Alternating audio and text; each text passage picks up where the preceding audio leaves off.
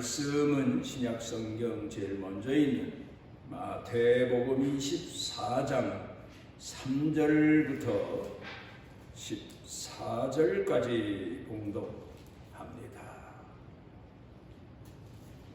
예수께서 감람산 위에 앉으셨을 때 제자들이 조용히 와서 이르되 우리에게 이르소서 어느 때 이런 일이 있겠사오며 또 주의 임하심과 세상 끝에는 무슨 징조가 있사오리이까? 예수께서 대답하여 이르시되 너희가 사람의 미혹을 받지 않도록 주의하라. 많은 사람이 내 이름으로 와서 이르되 나는 그리스도라 하여 많은 사람을 미혹하리라. 난리와 난리 소문을 듣겠으나 너희는 삼가 두려워하지 말라. 이런 일이 있어야 하되 아직 끝은 아니니라. 민족이 민족을 나라가 나라를 대적하여 일어나겠고 곳곳에 기근과 지진이 있으리니 이 모든 것은 재난의 시작이니라. 그때 사람들이 너희를 혼란에 넘겨주겠으며 너희를 죽이리니 너희가 내 이름 때문에 모든 민족에게 미움을 받으리라. 그때 많은 사람이 실족하게 되어 서로 잡아주고 서로 미워하겠으며 거짓 선지자가 많이 일어나 많은 사람을 미혹하겠으며 불법이 성함으로 많은 사람의 사랑이 식어지리라. 그러나 끝까지 견디는 자는 구원을 얻으리라. 이 천국 복음이 모든 민족에게 증언되기 위하여 온 세상에 전파되리니 그제야 끝이 오리라.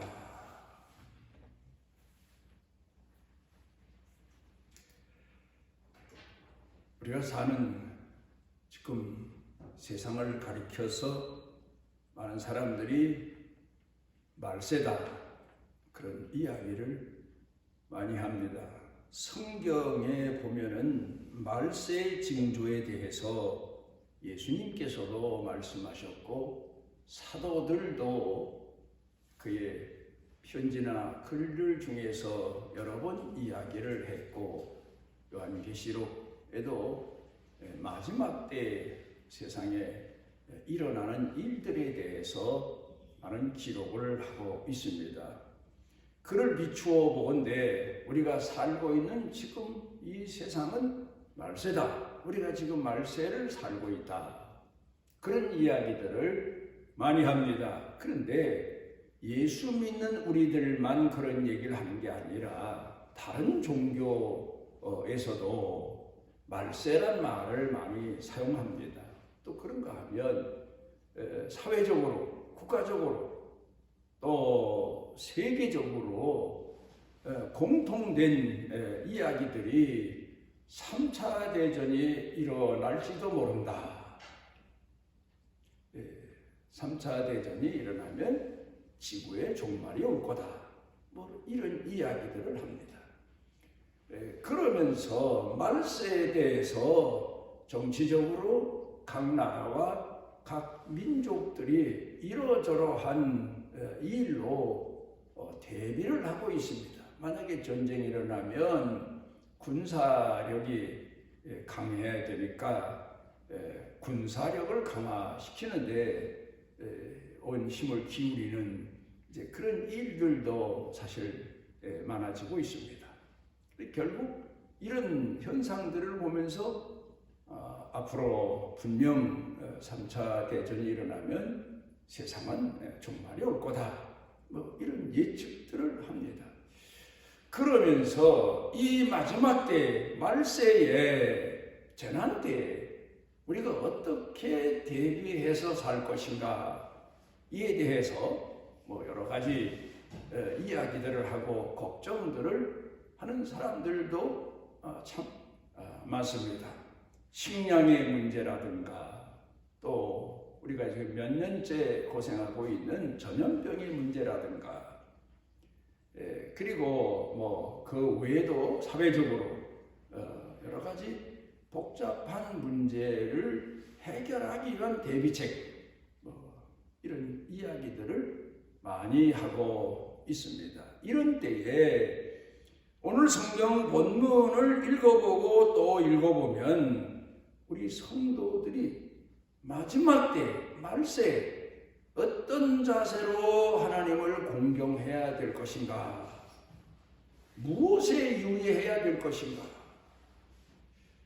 이 점에 대해서 예수님께서 제자들에게 또 오늘 우리들에게 신신당부하신 내용의 말씀이 나옵니다.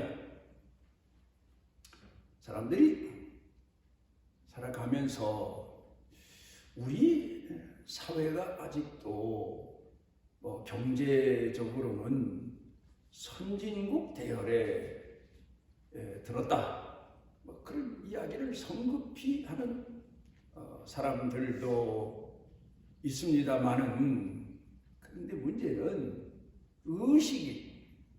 사람들의 의식이 선진국 대열에 들려면 아직 멀었다. 개인주의가 팽배하고 사회 질서를 무시하고, 또 그런가 하면은 사람들을 만나보게 되면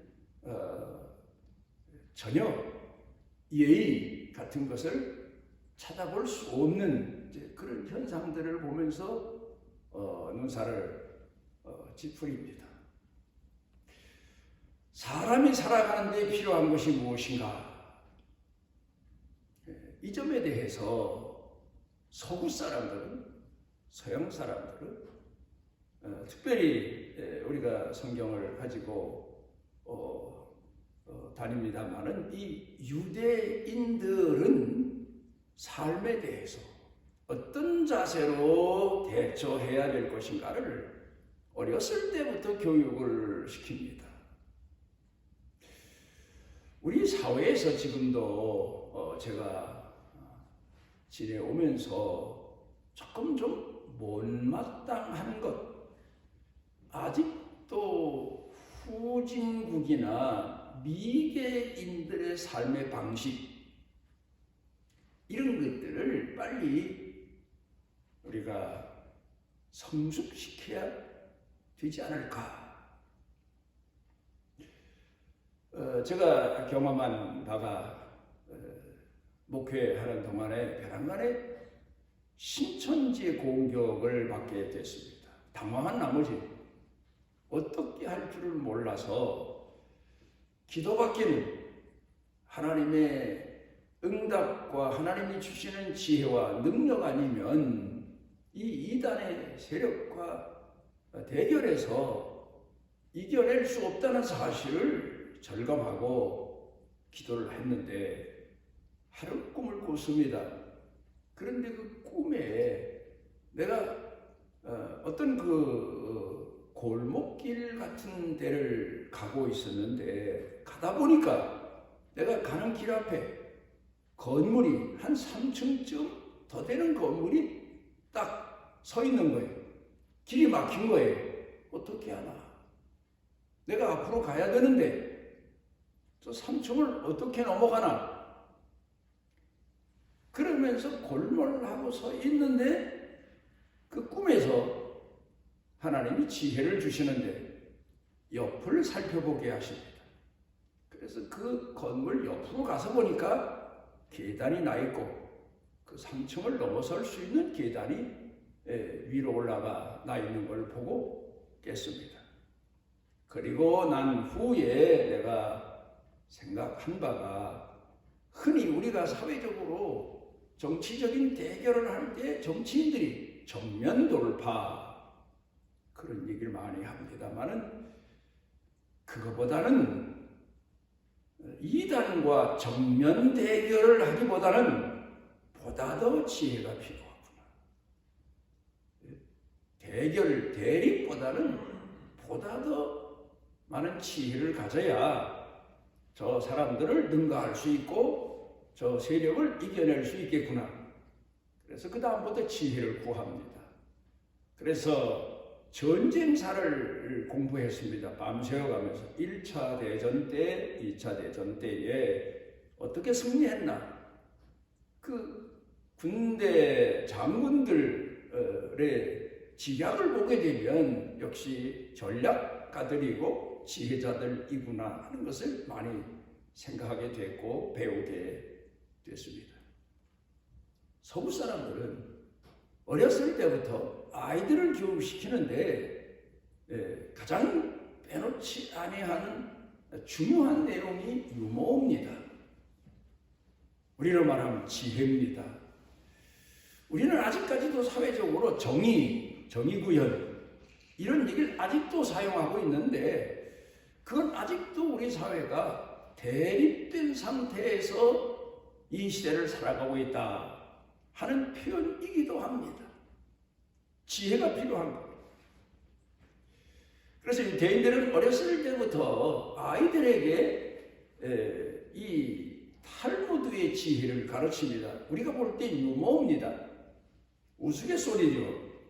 그런데 그 내용 가운데 삶의 방식은 도전일 수도 있고 용기일 수도 있고 맞대결일 수도 있지만 그런 가운데서 승자는 지혜자다 하는 것을 가르쳐 주고 있는 겁니다. 그래서 아이들이 어렸을 때부터 탈무드를 통해서 지혜를 배우고 유머를 배우고 그리고 그들 생활 가운데에서 유머가 묻어납니다. 유머의 힘은 대단합니다. 맞대결할 수밖에 없고 피 흘릴 수밖에 없고 하나가 죽고 하나가 살아야 되는 그런 형편 가운데서도 둘 다 사는 방법을 모색하기도 하고 그런 큰 자를 대결할 때에도 지혜로 승리하게 하는 그런가 하면은 어떤 화해 통로를 열어주는 그런 내용의 이야기들도 참 많습니다. 아브라함 링컨 대통령 하면은 우리가 늘 미국에서도 제일 훌륭한 대통령으로 추앙을 받는 분이지만 세계적으로 기독교 복음이 전해진 곳에서는 아브라함 링컨 대통령에 대한 예화나 그 이야기들을 많이 들고 있습니다. 이분이 한 번은 대통령 되기 전에 상원의원에 출마했습니다.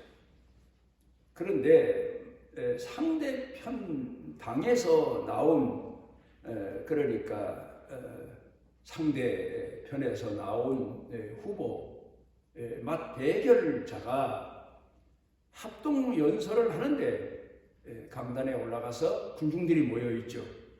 그때 하는 얘기가 이 아브라함 링컨이라고 하는 사람은 옛날에 상점을 경영했는데 거기서 술을 팔았습니다.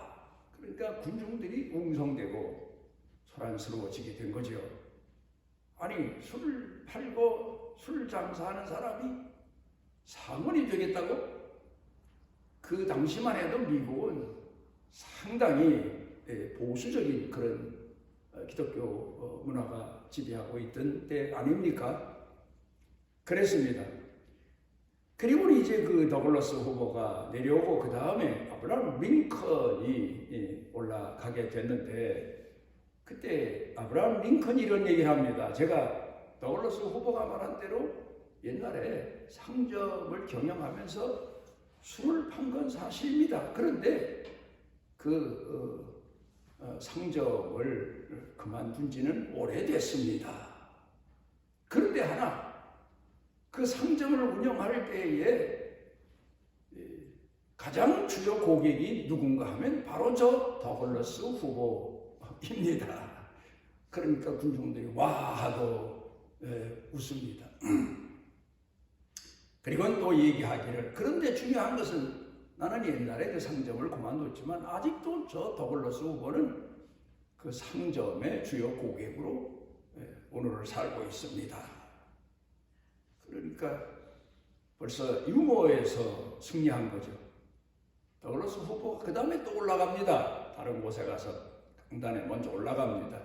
아마 그때 당시에 그 순번이 그랬던 것 같아요. 올라가서 아브라함 링컨을 비난하면서 하는 얘기가 저 후보는 두 얼굴의 사람입니다. 그러면서 또 아브라함 링컨을 비난합니다. 그 다음에 이제 아브라함 링컨 후보 차례가 돼서 강단에 올라갑니다. 가서 하는 얘기가 나를 보고 더글라스 후보가 두 얼굴의 사람이라고 하는데 만약 내가 두 얼굴을 가진 사람이라고 하면 이왕 여러분 앞에 설 때 멋있는 얼굴을 가지고 설 거지 이 못난 얼굴을 가지고 섰겠습니까? 그래서 또 군중들이 와하고 웃습니다. 이런 이 유머는 극한 상황을 피해갈 수 있고 모면할 수 있고 또 어렵고 힘든 상황에서 제기할 수 있고 그러면서 인생의 문제를 푸는 가장 폭넓은 지혜의 이야기들이라는 말입니다. 그러니까 우리 사회가 앞으로 우리 교회들도 그렇습니다. 우리 사회가 지금도 보면 결코 제가 머리띠 메고 데모하고 함성 지르고 북치고 장구치고 죽기 살기로 덤벼드는 그런 사람들을 비난한 얘기는 아닙니다. 우리 사회의 현실이 그렇지 않습니까? 그것 가지고는 안 돼요. 좀 더 지혜로워서 지혜로운 방법을 통해서 노동자도 살고 고용주도 살아야지 노동자는 살려놓는데 고용주를 죽이는 사회가 된다면 이 사회는 폭락하고 말 겁니다. 이게 지금 오늘 우리 사회를 보는 사람들의 걱정거리라는 말입니다. 그런데 우리가 살아가는 의식의 문제도 이런데 이제 오늘 성경 본문으로 돌아가서 봅니다. 예수님께서 마지막 때가 온다. 말세가 온다. 그때 너희는 어떻게 해야 될 것이냐? 이런 점에 대해서 말씀하십니다. 이 말씀을 듣고 속이 좁은 사람, 예수님 말씀에 의도를 헤아리지 못한 사람들은 그래, 식량도 준비해야지. 예비 식량도 땅에 묻어두거나 굴 속에 집어넣고 뭐 요새도 그런 사람들이 저한테 전화도 하고 가끔 얘기를 합니다. 앞으로 대란이 일어나면 식량도 준비해야 되고 또 앞으로 전쟁이 일어나면 사람 많이 몰려있는 도회지에 살다간 뭐 폭격 맞을 수도 있고 원자탄이 날아올 수도 있고 저 산속에 들어가서 산중에서 피해 살아야 된다 뭐 여러 가지 얘기를 합니다.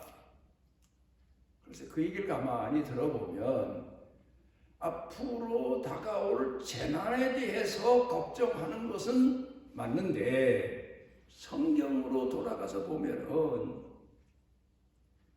예수님께서 가르쳐 주시고 일러주신 대란에 대해서 혼란에 대해서 말세에 대해서 예수님께서 일러주신 것은 먹을 걸 준비하고 그리고 사람들 모인 곳을 피해 살고 이런 얘기를 가르쳐 주신 것은 아닙니다.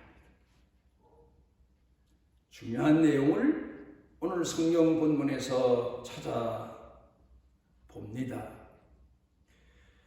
신명기 6장 5절에 보면 하나님을 공경하는 데 있어서 가장 중요한 내용, 하나님을 공경하는데 어떤 사람들은 예수 믿으려도 돈이 있어야 되겠더라, 헌금도 해야 되고 또 뭐 무슨 일에 앞장도 서야 되고 그래야 거기도 인정을 받더라 그런 얘기를 합니다만은 그 사람이 본 편견적인 생각은 그뿐이니까 뭐 할 수 없는 얘기입니다만은 성경에서 가르친 교훈을 보면 내가 하나님을 공경할 때 예수를 믿을 때에 가장 중요한 핵심적인 내용이 내 마음을 다하고 형편이 어떻든 성품을 다하고 그래 예수님께서 헌금하는 사람들을 보시고 계셨을 때에 부자들이 잘 사는 사람들이 내놓으라 하고 헌금을 했는데 예수님은 마지막에 결론 내리시기를 과부가 헌금한 2렙돈을 보시고 제일 많이 헌금했다 이 사람은 자기 전 생활비를 다 드린 거다. 그러면서 그의 마음을 인정해 주시고 그의 성품 뜻을 다해서 하나님 공경하는 신앙을 인정해 주신 것을 볼 수가 있습니다. 우리 기독교에게 있어서 기독교인의 생명과 다를 바가 없는 게 뭔 줄 압니까? 사랑입니다. 옛날 우리 조상들도 이 사실을 깊이 알고 계셨던 것 같아요.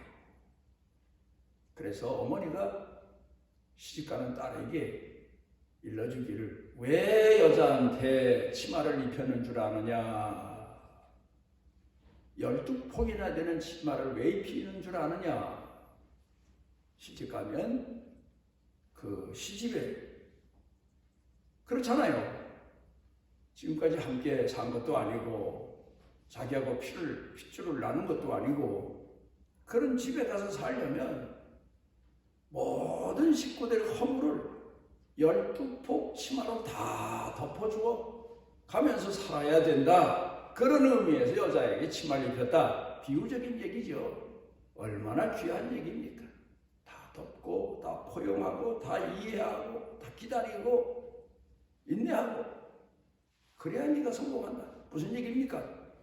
네가 다 끌어안고 다 용서하고 다 포용하고 그러면서 네가 살아야 시집살이 성공한다. 그 말 아닙니까?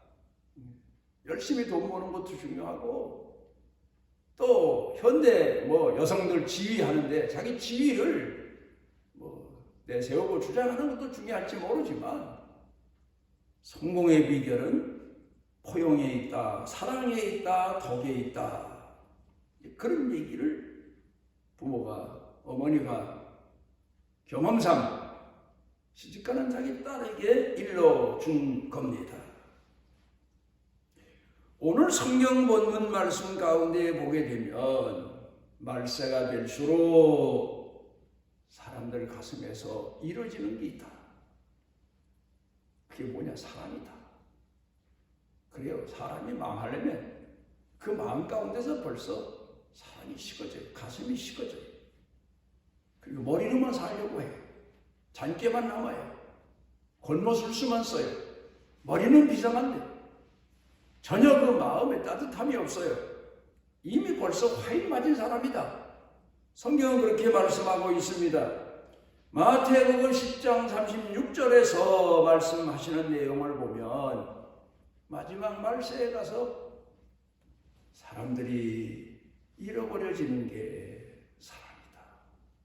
심지어 집안 식구끼리도 으르렁거리고 원수로 살게 된다. 왜 그렇습니까? 최소한 집안 식구는 서로 사랑하고 포용하고 용서하고 덮어주고 내가 대신 책임져주고 그래야 되는데 가장 가까운 가정 식구들부터 원수로 살고 있으니 이게 말세의 징조다. 무슨 말씀입니까? 그렇게 사는 가족, 그건 핵가족이라고 그러죠. 파괴된 가족이. 잘못 믿는 거예요. 예수를 믿어도. 예수를 믿으면서도 하나님을 공경하면서도 자기 가족 식구조차 포용할 줄 모르고 용서할 줄 모르고 잘못을 덮어줄 줄 모르고 인내할 줄 모르면 이미 그 사람은 사랑에 실패한 사람이다. 그런 말씀이기도 합니다. 예수님께서 제자들을 불러 모으시고 산상으로 이끌어 가십니다. 그리고 산상 보훈에서 가르쳐 말씀하시기를 너희가 앞으로 신앙으로 승리하기 위해서는 예수 믿는 사람으로 승리하기 위해서는 오리를 가고자 하는 자에게 심리를 가져 속옷을 달라는 자에게 겉옷까지 줘 오른편 뺨을 치거든 왼편도 돌려대야 내가 그런 사랑을 가지고 살아야 너도 사랑으로 승리하고 내 가족도 내 원수도 내 주변 사람도 하나님 앞으로 이끌어 인도할 수 있다. 승자의 가슴을 예수님께서 설교하신 거란 말입니다. 그런데 현재 한국 교회 실종 우리들은 어떻습니까? 보수니 진보니 사회적으로도 그렇지만 교회에서는 벌써 이미 옛날부터 이것 가지고 싸우고 분쟁하고 다투고 갈라서고, 그래서 얼마나 교파가 많아졌습니까? 이 교파가 왜 교리적인 문제다, 신앙적인 문제다 하지만, 옛날엔 제가 신학교 다닐 때에도 우리 교단이 딱 갈라졌어요. 그때 무슨 교리적인 문제다, 신학적인 문제다 하지만 나는 아무리 배운 대로 판단해봐도 그 문제가 아니에요. 숨겨진 정치하는 사람들의 마음속의 감정의 문제들란 말이에요. 여러분, 오늘 예수를 어떤 마음을 가지고 믿습니까? 마태복음 5장 44절 가운데 보게 되면 형제만 사랑하는 게 아니에요. 가족만 사랑하는 게 아니에요. 자매만 사랑하는 게 아니에요. 이웃만 사랑하는 게 아니에요. 내가 신세지고 은혜 입은 사람만 사랑하는 게 아니에요. 원수까지도 사랑해라. 그렇게 말씀하고 있습니다. 원수도 끌어안을 수 있는 사람. 그 사람이 바로 신앙의 승리자다, 성공자다. 그런 뜻으로 가르쳐 교훈하시고 있습니다. 우리가 오늘 하나님을 공경하면서 어떤 마음을 가지고 하나님을 공경하나? 예수 처음 믿을 때 어떤 마음이었는데 지금은 어떤 마음으로 신앙을 유지하고 살아가고 있나? 처음 예수 믿을 때 예수님 사랑하고 하나님 사랑하고 이웃 사랑하고 가족 사랑하고 교회 사랑하는 마음을 가지고 예수를 믿었다면 나무가 물가에 심겨졌으면 해가 갈수록 자라고 성장해서 많은 열매를 맺는 것처럼 더 깊은 사랑을, 옛날에는 어린아이 같은 사랑 가지고 예수를 믿었지만 이제 신앙생활 오래 하고 체험하고 경험하고 지내오면서 인생사를 살면서 더 깊은 사랑, 더 깊은 침묵, 더 깊은 겸손, 이런 사람으로 성장해야 열매를 하나님이 거두시고 그 나무가 열매 맺는 나무로 하나님 앞에 인정받을 거 아닙니까? 그래서 예수님께서 말씀하십니다. 가시나무에서 어떻게 무화과를 따겠느냐? 찔레에서 어떻게 포도를 따겠느냐? 따질 거 다 따지고 비난하고 가시처럼 살면서 자기 구원을 얻겠다고 착각하고 있는 거예요. 오늘 성경 본문 말씀 가운데서 가르친 교훈이 마지막 때에 사람들 가슴에서 사랑이 다 식어진다. 문제는 그겁니다. 사랑의 문제입니다. 사랑을 회복해라. 사랑을 지켜라. 그래서 제가 목회하면서 강조한 내용이 주 예수를 믿으라. 그리하면 너와 내 집이 구원을 받으리라. 그 말씀의 깊은 뜻은 주 예수를 사랑해라. 내 이웃을 내 몸처럼 사랑해라. 원수까지도 사랑해라. 그런 말씀이다. 그렇게 설교한 적이 있습니다. 사랑이 문제예요. 오늘 우리가 부유하게 사느냐, 다른 사람이 볼 때 행복하게 사느냐, 내 인생이 불행하게 사느냐, 그건 외적인 문제예요. 내적인 문제는 사랑입니다. 예수님이 이 땅에 오셔서 우리에게 보여주신 삶의 모습이 바로 사랑 아닙니까? 깊은 사랑, 숨겨진 사랑, 깊고 깊은 사랑. 그래서 예수님이 십자가에 못 박혀 돌아가셨는데 강도들보다 예수님이 빨리 운명하신 것은 의사들 얘기입니다. 이 심리학자들 얘기입니다. 예수님의 가슴이 터져서 너무 아파서 죄인들을 불쌍히 여기시는 마음이 너무 아파서 심장이 터져서 일찍 운명하셨다. 그런 얘기를 하고 있습니다. 원수를 용서하시고 사랑하시고 불쌍히 여기시고 긍휼히 여기셨는데 그들이 깨닫지를 못하고 예수님에게 악의적으로 대하니까 너무 가슴이 아프셔서 내 이놈들 한마디면 그 당시에 심판이 이루어질 수도 있었는데 예수님은 본인의 가슴이 터지면서도 운명하시면서도 하나님의 선하신 뜻을 따라 아버지께서 주신 잔을 끝까지 마시며 사랑을 쏟아 주셨던 겁니다. 오늘 우리가 이 성경 본문을 말씀을 보면서 회개할 게 바로 이겁니다. 하나님, 내 마음 가운데 사랑이 부족합니다. 사랑을 주시옵소서. 원수까지 사랑할 수 있고 형제까지 사랑할 수 있고 이웃까지 사랑할 수 있고 부모를 사랑할 수 있고 말세의 문제가 뭡니까? 부모 자식이 원수예요. 형제와 자매가 원수예요. 남편과 아내가 원수예요. 이게 말세의 징조다. 무슨 말씀입니까? 그렇게 말씀하셨으니까 그게 당연한 일이다. 그 얘기를 하신 겁니까? 아니에요. 사랑을 회복해라. 너희도 세상처럼 그렇게 되면 안 된다. 그걸 말씀하시고 계신 겁니다. 사랑이 아니면 결코 믿음으로 승리할 수 없습니다. 하늘의 밀이 땅에 떨어져서 싹이 나기 위해서는 사랑의 미랄이 되어야 됩니다. 뭐 정의의 미랄, 또 무슨 공의의 미랄, 결코 그 얘기를 하고 계신 게 아니에요. 사랑의 미랄, 순교를 당해도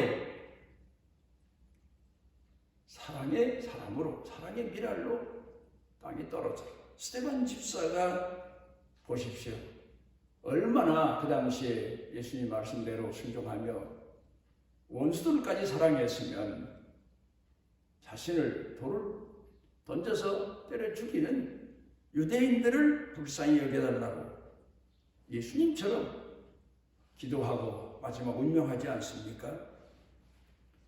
그런 순교자가 될 수 있도록, 그런 사랑의 실천자가 될 수 있도록 모두 하나님 앞에 구할 게 많지만 가장 중요한 믿음의 생명과 같은 사랑을 구하고 사랑을 가슴에 안고 그 사랑을 전하고 사랑을 나누며 사는, 그래서 마지막에 우리가 하나님 앞에 갈 때 사랑의 사람으로 우리 주님이 영접해 주시는 그런 성도들이 되시기를 바랍니다.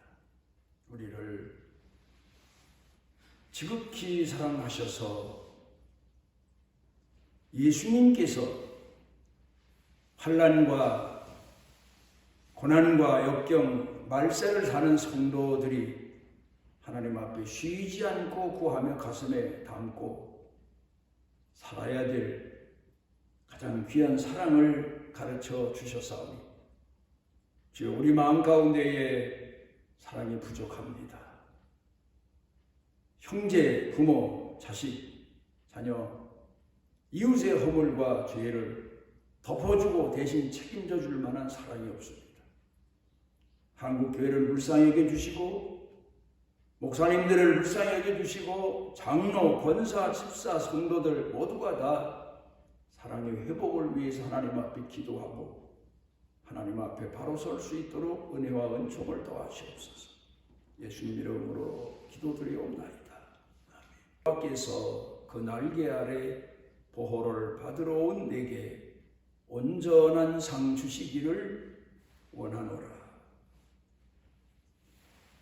탕자와 같은 우리들을 찾아오시고 인도하시고 이끄시고 가르쳐 주시고 품에 품으신 선한 목자이신 우리 주 예수 그리스도의 무한하신 은혜와 타락하고 부패하며 만물에 찍기만도 못한 죄인들을 포기치 아니하시고 독생자까지 내어주시며 구원의 길을 열어주신 아버지 하나님의 만극하신 사랑과 속에 내지하셔서 우둔함을 깨우쳐 주시고 불의함을 깨우쳐 주시고 사랑을 회복하게 하시고 따뜻함을 회복하게 하시고 고용을 회복하게 하시는 성령님의 능력의 은총이 사랑하는 자녀들 가슴 속에 생각 속에 사는 생활 속에 그리고 경영 일터 온 교회 중에 넘치고 넘치도록 함께 하시기를 축원하옵나이다.